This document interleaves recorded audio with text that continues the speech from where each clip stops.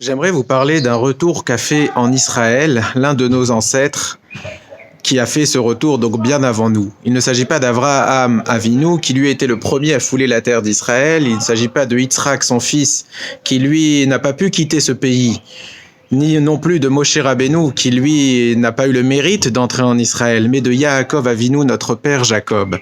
Lorsqu'il a dû quitter Israël pour fuir la colère de son frère Esav et pour se marier, à son retour, 20 ans plus tard, après 20 ans d'absence, avant de rejoindre la terre de la maison familiale, il fait une halte à Shechem, à Shechem, pardon.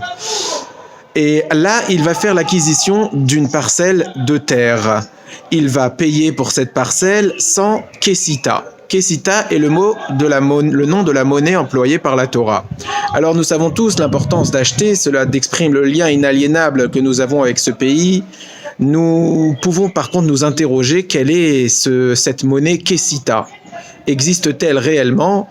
Pourquoi il choisit d'utiliser cette pièce, une centaine de kessita ? Le mot kessita veut plutôt dire ornement.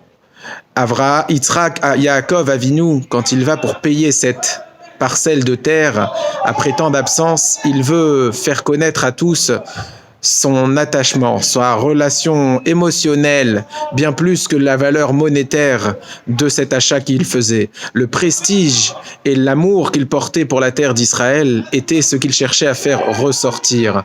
Il a choisi de payer en kessita, en pièces d'ornement, en pièces de décoration, qui pour lui sûrement avait la plus haute valeur qu'il pouvait trouver. Ce que font nos ancêtres est un signe pour nous, ce que font nos ancêtres est un chemin pour nous. Nous pouvons donc, pour célébrer le retour du peuple juif en Israël, très certainement nous inspirer du prestige et de l'amour qu'ont toujours porté nos ancêtres à ce pays.